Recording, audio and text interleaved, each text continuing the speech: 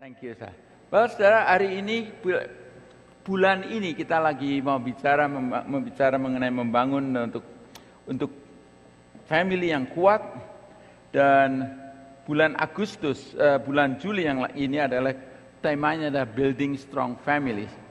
Suatu kerinduan buat Tuhan adalah kita membangun keluarga yang kuat, dan kita sudah minggu lalu telah belajar dari Jojo keluarga yang sehat. Hari ini saya ingin membawakan mengenai jangan menyakiti hati anakmu. Minggu depan akan bicara mengenai keluarga sehat yang membentuk gereja yang sehat. Dan yang minggu yang terakhir kita akan berbicara mengenai wanita cakap dan pria perkasa. Kita lagi pikirkan untuk bagaimana untuk bisa dua kebaktian kita pisah. Ada yang mungkin lebih banyak perempuannya di sini, yang lakinya kalau bisa di chapel. Kita lagi atur waktunya. I think rinduan kami adalah untuk keluarga bisa menjadi kuat. Saudara, it's a challenging untuk kita untuk belajar mengenai hari ini adalah jangan menyakiti hati anak kita. Ada satu pendeta yang masih muda sekali, dia khotbah di gereja. Waktu itu dia misi muda sekali. Topiknya khotbahnya, boleh slide, mengenai 10 facts on how to raise perfect children. 10 hal untuk bisa membangun untuk keluarga, untuk anak-anak yang perfect, yang sempurna. Itu. Kemudian setelah berapa tahun kemudian tahun depan dia punya anak, dia menikah dan punya anak satu anak. Title-nya berubah, title-nya tahun kedua adalah 10 suggestion on how to raise healthy children. Tadi ngomong perfect children, sekarang healthy, menjadi sehat. Bagaimana untuk bisa membangun anak-anak menjadi sehat di dalam keluarga. Kemudian dia punya anak satu lagi, jadi anaknya tinggal punya 2. Topiknya mengenai keluarga, dia berubah. Kali ini dia adalah mengenai 10 suggestion on 10 possibility for parenting children. Sudah mulai, saudara. Tadinya strong sekali. Kemudian waktu anaknya sudah punya anak yang ketiga, sekarang dia title-nya rubah lagi. Rubahnya adalah dia katakan 10 possibility for parenting children. Dan waktu anak jadi teenager, waktu masa remaja, pendeta ini akhirnya khotbahnya berubah. Dia berubah semua apa yang dia telah siapkan bertahun-tahun. Dia burn itu bahan khotbahnya. Dan kali ini dia khotbahnya, title-nya adalah Help Me Jesus.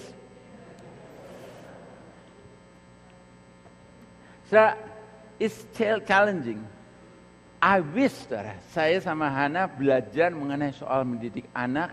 I wish kita waktu kita belum punya anak. Nah, ini bagus buat saudara yang barusan menikah, mau punya anak. Tapi juga saya melihat bagus juga untuk saudara yang sebagai anak saat ini. Sebab ini bicara mengenai very relevant sekali, mengenai jangan menyakiti hati anak. Saya percaya bahwa goal kita semua orang tua di sini, kalau kita punya goal adalah punya anak yang baik, yang bagus, yang jalannya lurus, jangan melewat, jangan sampai kanan kiri, kalau bisa lurus. Nah, itu kehendak kita.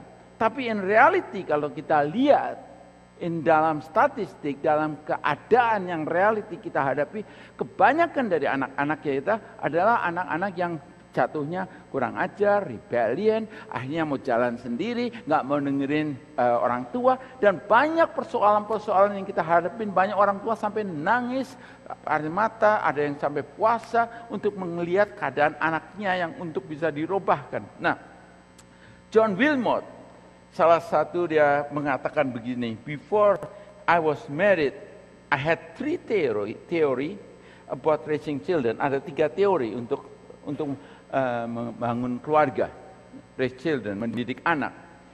Setelah dia punya 3 anak, katakan now I have 3 children and nggak ada teori lagi. Tadinya dia punya teori banyak, nggak teori. We all expert on parenting until we become parents, then we realize this not as easy as we thought. Nggak semudah yang kita pikirkan dalam teorinya. Hari ini Efesus 6 ayat 4 di dalam terjemahan yang baru ini katakan, dan kamu bapak-bapak janganlah bangkitkan amarah dalam hati anak-anakmu, tapi didiklah mereka di dalam ajaran dan nasihat Tuhan. Kalau di dalam bahasa Indonesia sehari-hari, terjemahnya katakan saudara-saudara yang menjadi ayah, janganlah memperlakukan, katakan di sini, jangan memperlakukan anak-anakmu sedemikian rupa sehingga mereka menjadi marah. Sebaliknya, besarkanlah mereka dengan tata tertib dan pengajaran Tuhan. Jadi, menarik sekali firman Tuhan. Kalau kita belajar even konsep, prinsip dari firman Tuhan adalah, firman Tuhan katakan jangan melakukan ini, sebab kita tahu konsekuensi kalau kita melakukan kesalahan, akibatnya fatal sekali.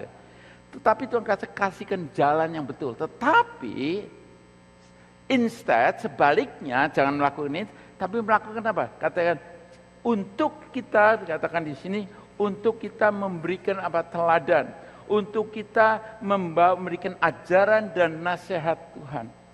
Jadi bukan hanya kita jangan marahin anak ini sampai anak itu sakit hati, tapi kita perlu memberikan pelajaran, memberikan ajaran dan nasihat Tuhan, apa yang dari firman Tuhan.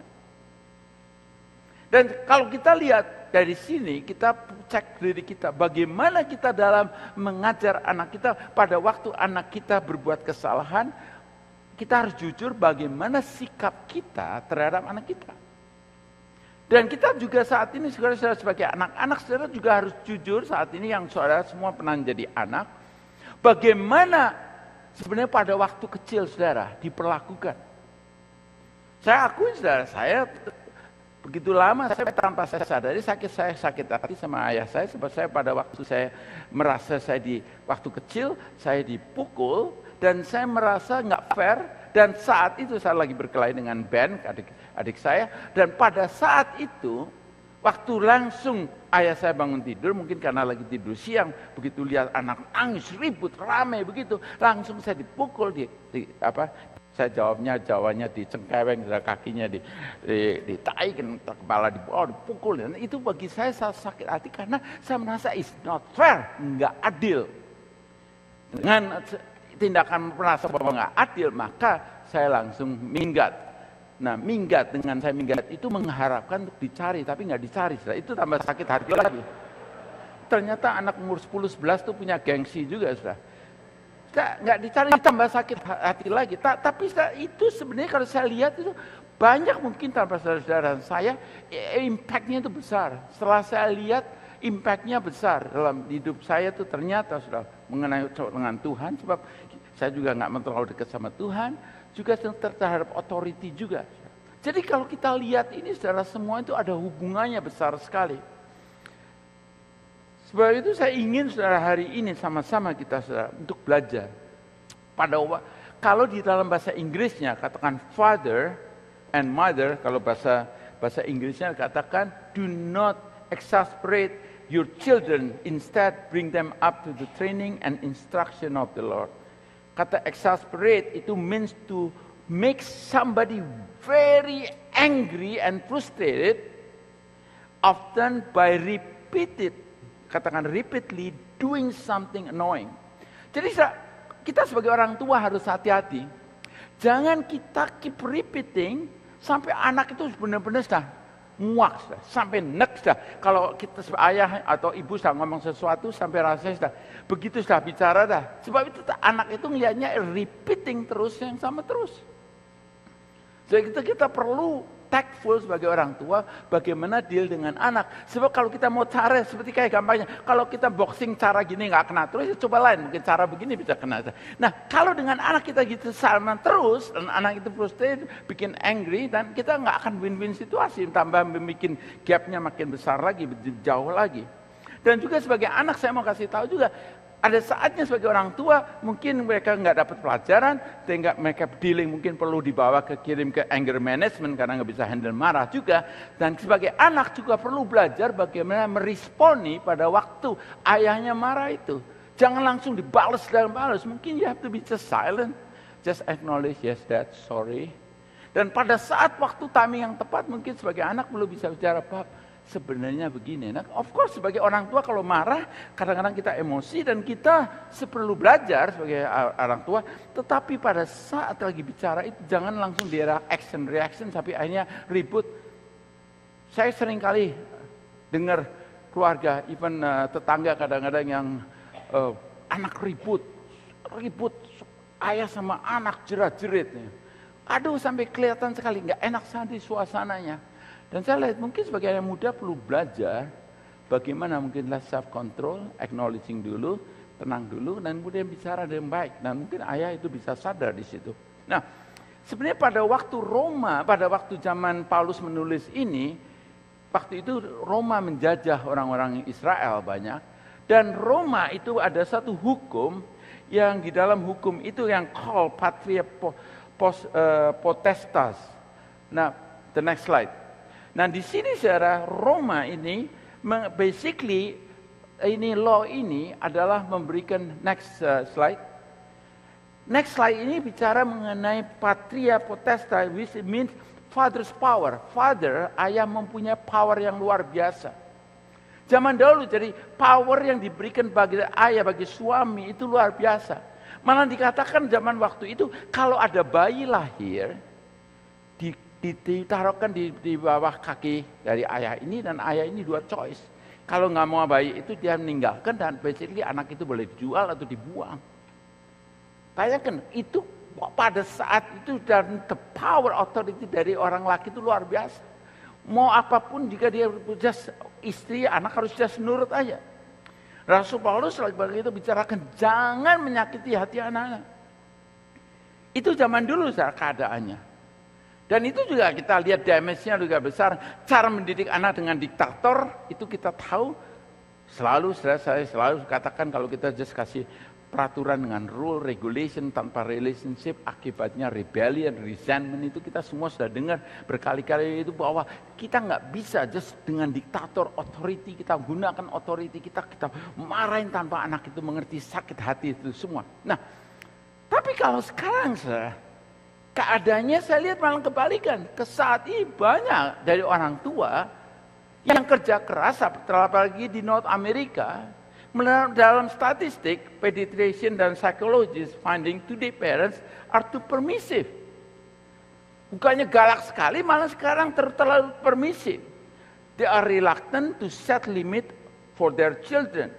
And this parent neglect and is harming kids from the ages of the 9 months to adolescent.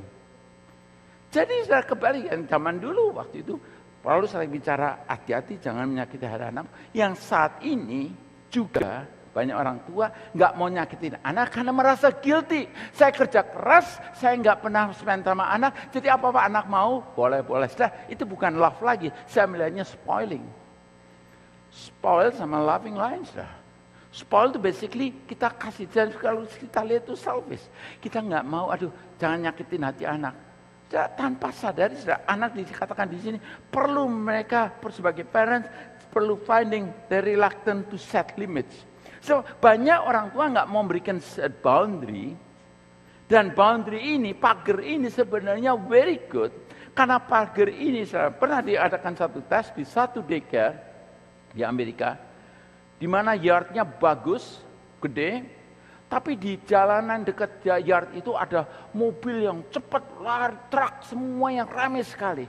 Dan yang menarik, anak-anak yang kecil itu, mereka tuh pada waktu recess, waktu jam recess keluar itu, waktu itu mereka anak-anak itu dekat ke tembok dengan rumah itu, tempatnya di care itu.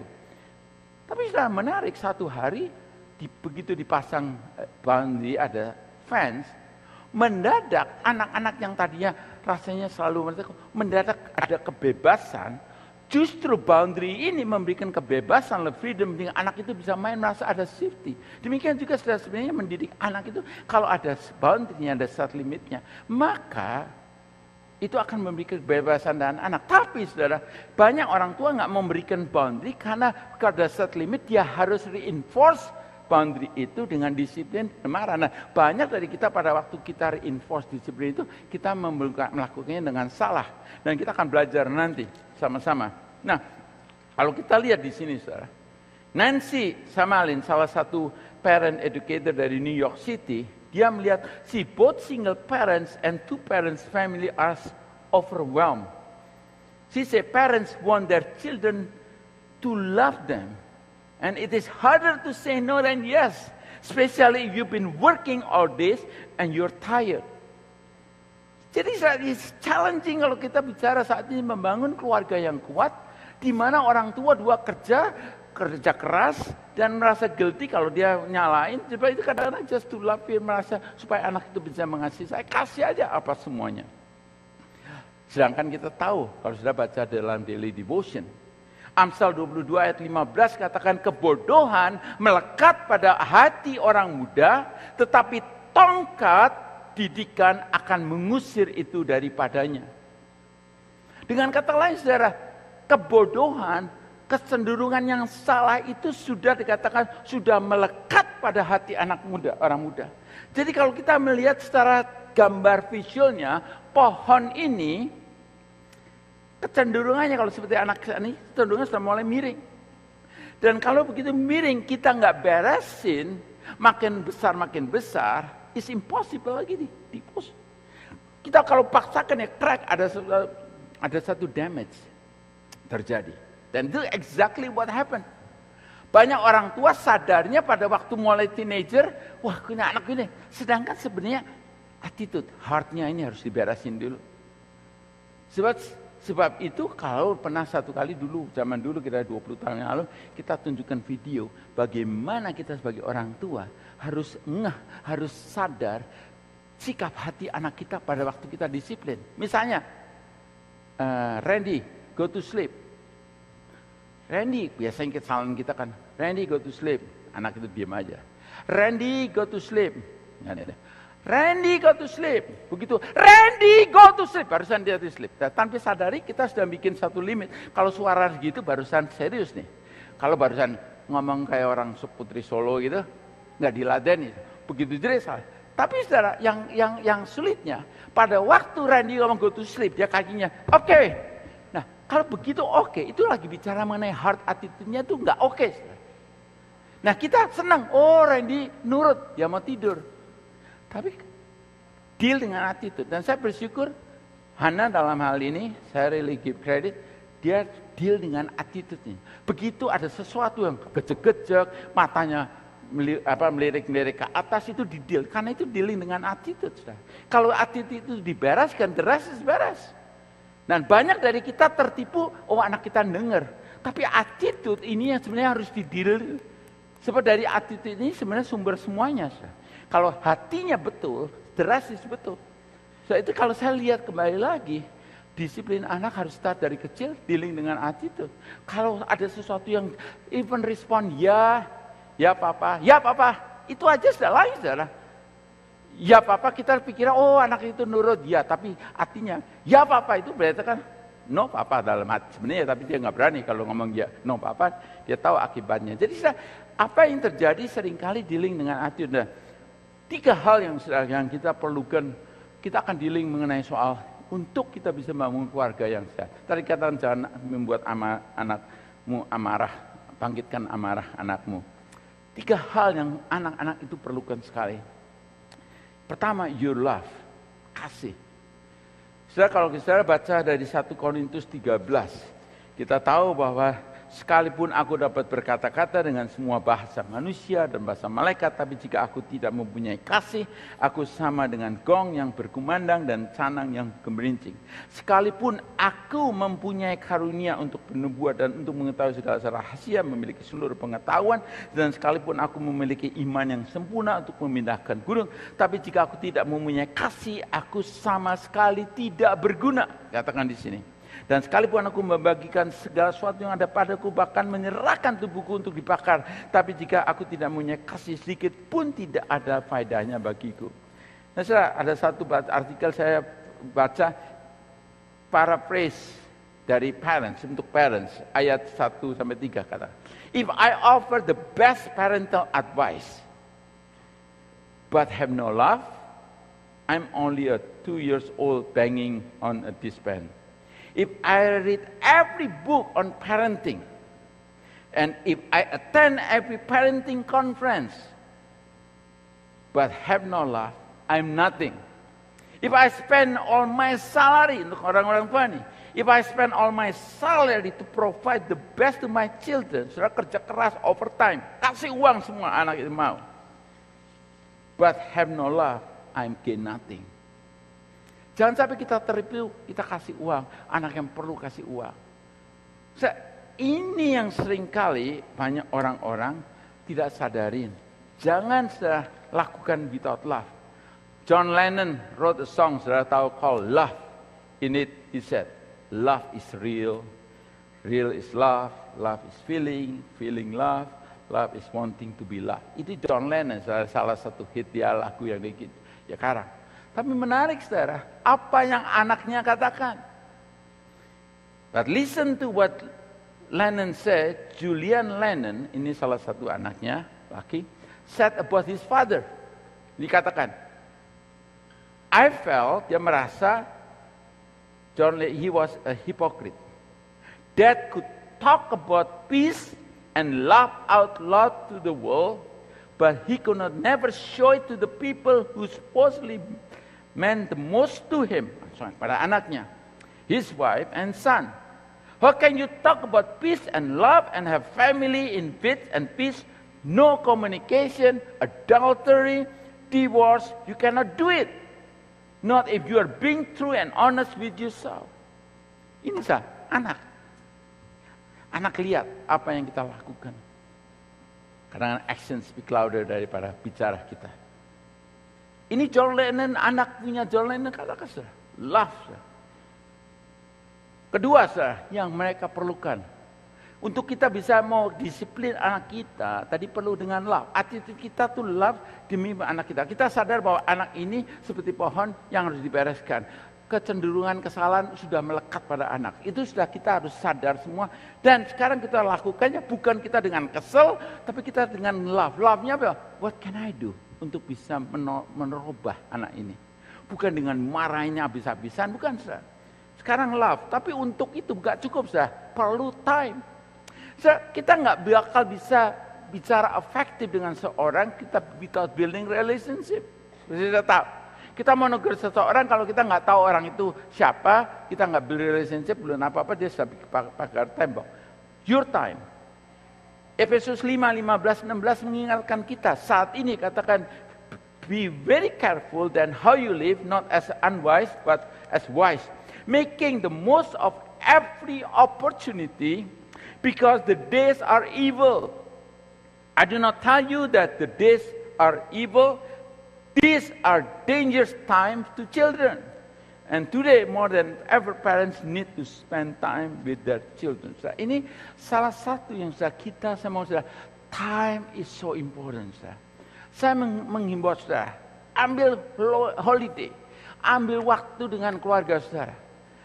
Sebanyak mungkin kalau sudah bisa ada waktu spend sama keluarga. Saya dulu waktu saya masih muda baru sama menikah, saya senangnya kalau pergi holiday sama-sama teman banyak begitu. Holiday rame-rame itu, di sana rame-rame. Kemudian Hana ngomong, kamu loh di holiday, tapi just for enjoy yourself. Anak ditinggal, saya ngurusin popoknya, ngurusin semua, kamu hure-hure semua, saya yang ngurusin semua. Iya ya benar juga. Jadi saya mau oke, kalau gitu kita spend dah sama family. Jadi ini tiap tahun saya ambil spend time selalu sama keluarga. Saya paling senang ke Amerika, number one, murah semuanya. Right? Hotel murah, barang-barang sale semua. Jadi itu selalu kita pergi ke sana. Nah, dengan kita spend time begitu anak keluarga, kita spend time itu. Nah, saya benar-benar enjoy waktu sejak itu saya really appreciate time dengan keluarga itu perlu sekali. Nah, time adalah sangat penting sekali. Dan kalau kita sudah lihat gitu, sekarang di dalam book dari Bowling Alone, Robert Putnam say that the follow any statistik yang indicate declining community life in the North America, termasuk ke Kanada. Kalau look back lagi the past 25 years, dikatakan di sini ya, bahwa attending club meeting down 58%. Dulu kan sering kumpul club meeting, down 58%. Family dinner down 33%. Kemudian the next one, having friend over, down 45%. It seems that no limit for relationship this day, including family relationship. Relationships that time get together getting down. Apalagi sudah ada internet, apalagi sudah kompetisi yang kita hadapi saat ini, kita tahu bahwa why children is too much trouble. Why sekarang orang-orang tua banyak menghadapi trouble dengan anaknya. One reason, sir. The next slide. Kenapa, sir? Why our children in so much trouble? Reasonnya adalah gampang, sir.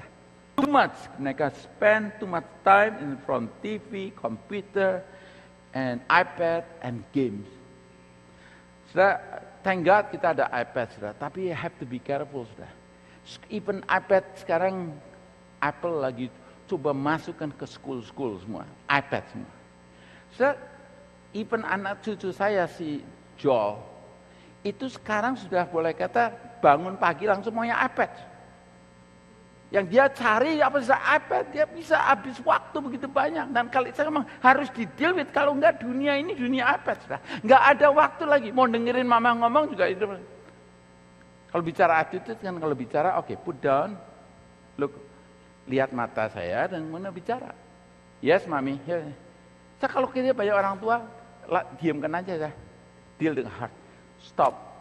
Karena kita perlu limit. Only half an hour. Kalau kamu nggak punya attitude yang benar, you going to lose the opportunity. Anak tuh paling takut kalau, tapi harus diomongin, dikasih tahu sebelumnya. Kenapa dilakukan itu? Jadi time something. Ada satu orang tuh ayah datang ke rumah, pulang kerja, anaknya umur 5 tahun, dia sudah menunggu dia ayah. Ayahnya datang, dia excited, Dad, come. Terus saya ngomong, I like to know how much money, how much you make an hour. Kamu kerja dapat sejamnya berapa? Papanya, anak ini nanya, apa dia? Kesel dia nanya. Tapi dia anaknya memang, tell me that. Akhirnya, oke, saya kerja dapat $20 sejam. Terus anaknya bilang, can I have some money? 20. Oh marah-marah, kamu nih anakmu, diusir, anak itu suruh tidur. Tapi papanya mulai mikir-mikir, kasihan dia, nanya mungkin ada reason, mungkin dia perlu uang apa. Jadi akhirnya sejam kemudian dia lihat ke kamar, si anaknya si John ini sih belum tidur. Hey John, is not sleep ya? Enggak, belum tidur? Belum. Terus papanya ngomong, ya ini $10 buat kamu. Begitu dia dapat $10, kemudian dia turun, di satu tempat dia ambil. Ternyata dia punya uang. Nah papanya kesel, punya uang kok minta lagi. Dia hitung-hitung, ternyata dia ada $10 dan dapat dari papanya $10. Nah, papanya mulai marah ini, kenapa ini? Orang punya uang nggak minta. Terus dia dengan $20 dikatakan, Dad, can I buy your time $20 for 1 hour? Saya sampai mau beli dengan uang, sudah membeli waktu untuk spend time dengan dia. Si Hamas, berapa anak need time, perlu waktu sama-sama. Dan ketiga, tadi pertama, 3 hal yang anak kita perlukan, your love, your time, dan ketiga adalah your discipline. Nah, disiplin saudara ini sangat penting sekali. Banyak kalau kita belajar dari firman Tuhan, kita lihat dari Nabi Eli, ternyata anak-anak Nabi Eli, kalau kita lihat dari firman Tuhan, dikatakan di 1 Samuel 2 ayat 12, Eli itu punya anak 2, Hofni sama Pinehas. 2 anak itu ternyata bejat sekali, nggak benar sekali, korupsi dan commit adultery, dan dia benar-benar udah mentalnya bobrok sekali. Sampai dikatakan adapun anak-anak lelaki Eli adalah orang-orang dursila, mereka tidak mengenalkan Tuhan, dengan demikian sangat bersalah dosa kedua orang muda itu di hadapan Tuhan, sebab mereka memandang rendah korban untuk Tuhan. Samuel 3:13 katakan, sebab telah kuberitahu. Nah, ini apa yang terjadi di ayat 12 dan ayat 17, describe keadaannya anak Eli. Kemudian Tuhan lihat Nabi Eli, dia nggak deal, dia nggak bereskan.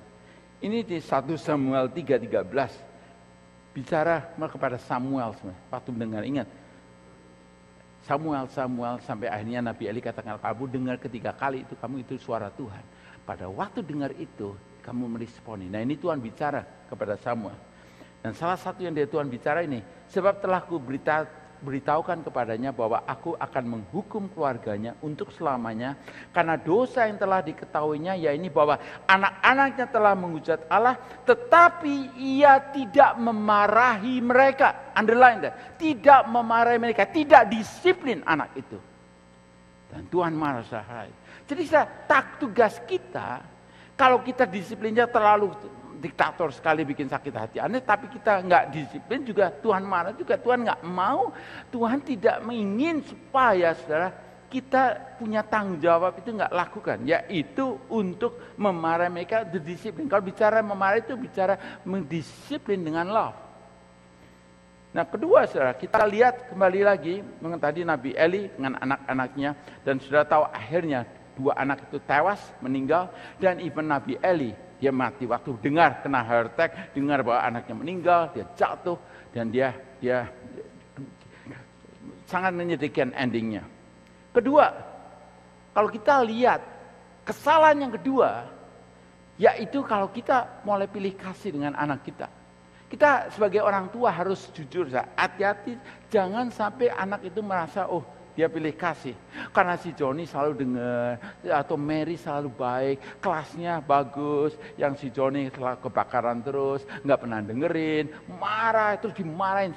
Ini kita harus lihat, jangan pilih kasih. Yakub salah satu yang dia lakukan adalah, dia pilih kasih kata favor kepada Yusuf. Saudara bikin anger, bikin marah saudara-saudaranya. Sampai akhirnya akibat pilih kasih itu Yakub sengsara sendiri. Waktu dengar bahwa Yusuf telah dibunuh, kemudian saudara-saudaranya benci kepada Yusuf sampai dimasukkan ke sumur, dijual sebagai budak. Akibatnya besar, efeknya besar. Dan kita lihat juga akibatnya Yakub sedih sekali, sengsara sekali, dan semuanya karena sudah pilih kasih.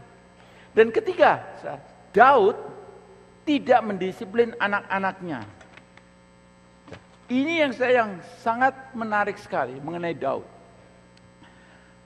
Saya waktu baca ini mengenai Daud, kehidupan kita harus hati-hati hidup kita. Sebab kehidupan kita, kalau kita nggak hati-hati, kita mau ngomongin sesuatu, we don't have power, nggak ada authority. Kalau kita sedih nggak ngelakukan apa yang kita bicara. Sudah tahu kesatuan Daud, kelemahannya dia dengan Batseba dia berzina semua. Dia punya anak, salah satu Amnon itu anak yang pertama. Dan ketiga dia punya anak yang namanya Absalom. Dan Absalom itu punya sister Tamar namanya. Si Amnon ini dia jatuh cinta, sebab katakan Tamar itu sangat cantik sekali. Dan akhirnya apa yang terjadi? Si Amnon ini dia jatuh cinta, tapi pada saat itu temannya kasih strategi, pura-pura aja kamu sakit. Ngomong ke Daud, bisa nggak kirim si Tamar untuk melayani saya karena saya sakit. Pada waktu itu Tamar datang coba melayani dengan niat baik. Kemudian si Amnonnya katakan pada orang-orang suruh keluar semua. Di situ kemudian dia diperkosa dan Tamar sakit hati sekali. Dan Amnon di sini dalam hal ini pada waktu itu si Absalom tahu si Amnon dia rape si Tamar ini, dia perkosa. Dia sakit hati. Tapi yang sangat menyedihkan adalah di sini Daud waktu dengar itu, yang harusnya dia si Amnon yang anak yang pertama itu Amnon itu dia harus hajar maksudnya tegur habis-habisan untuk disiplin. Diamkan. Yang mengakibatkan si Absalom itu sakit hati. Katakan selama 2 tahun. Enggak di-deal with it. Kayak just under the rug. Kayak udahlah persoalan itu. Diomong Daud marah. Tapi enggak bicara mengenai soal problemnya bagaimana action dia. Enggak. Mengakibatkan Absalom sakit hati. Dan akibatnya bukan itu aja, Absalom sudah coba mengadakan kudeta, Absalom coba akhirnya sudah melakukan sesuatu yang benar-benar sangat memalukan sekali terhadap Daud. Dengan kata lain, kalau ada sesuatu persoalan, dan kita sebagai orang tua kita harus hati-hati bagaimana sikap kita pada waktu itu. Kalau kita pilih kasih, kita nggak boleh. Kita nggak disiplin, nggak boleh. Tapi kita harus benar juga untuk kita bisa memberikan suatu pelajaran pada anak-anak kita. Dengan kata lain, challenge buat kita. Hari ini saudara, saya ingin supaya sebelum saya tutup hari ini adalah untuk saudara-saudara yang pernah disakiti orang tua saudara. Mungkin saudara masih muda-muda atau saudara yang saat ini sudah tua, tapi saudara sebenarnya tanpa sadari underneath itu sebenarnya ada sesuatu yang rasa is not fair. Saya minta saudara kita beresin, saya minta kita ampuni mungkin orang tua kita waktu itu nggak tahu. Dan kita saudara, untuk saudara-saudara sebagai orang tua saat ini, kalau sampai saudara diingatkan kembali, datengin anak saudara, make reconciliation. Sorry, papa telah lakukan ini, ampuni, forgive me. Dan ini perlu pemberesan, sehingga ada saudara, untuk building strong family ada pemberesan. Mari saudara kita berdiri sama-sama.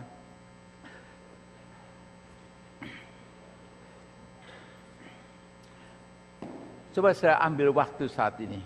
Saya ingin deal dengan saudara-saudara yang pernah saat ini saudara pernah muda, saudara merasa nggak fair, orang tua saudara, ayah saudara atau ibu saudara pernah disakiti. Tanpa saudara, sebab ini saudara, akibat kalau ini nggak dibereskan tuh ada rebellion. Nah, rebellion ini kadang-kadang nggak kelihatan pada waktu saat semuanya oke, tapi biasanya kelihatan pada saat krisis terjadi akan kelihatan tuh rebellion. Waktu dengar authority bicara sesuatu rasanya kayak nggak mau terima. Saudara kalau ada dari saudara katakan Tuhan, saya ampuni. Saya katakan Tuhan, ampuni dosa, ampuni kesalahan dari orang tua kami. Ampuni Tuhan, dan saya ampuni, saya release that. Dan saudara perlu katakan ini supaya saudara close the door untuk jangan kasih kesempatan buat iblis. Dan saat ini juga untuk saudara sebagai orang tua, kalau saudara diingatkan kembali saat diizinkan Roh Kudus mengingatkan kami satu persatu di ruangan ini. Ada tindakan kata-kata dari kami sebagai orang tua yang saat ini menyakitin anak kita. Saudara perlu hari ini, saudara coba ambil waktu, spend time sama dia, ajak bikin appointment, katakan ampuni, sorry yang waktu itu papa pernah 20 tahun lalu atau 10 tahun pernah mengatakan sesuatu. Take back that word and I want to bless you. Kata-kata saudara itu kadang-kadang kata itu juga bisa menjadi hambatan untuk anak saudara untuk be blessed. Saya ingin supaya anak-anak saudara di bless juga. Saya lakukan itu saudara hari ini. Bapak kami berdoa Tuhan biar Roh Kudus Engkau sendiri yang take over. Kami berdoa untuk anak-anak ada restorasi dengan orang tua hatinya, dan kami berdoa sebagai orang tua juga merestorasi dengan anak-anaknya. Kami berdoa Tuhan supaya Tuhan kami satu persatu bisa melihat keluarga yang sehat, yang bahagia. Thank you Jesus. In Jesus name kami berdoa ini. Amin. Silakan duduk saudara.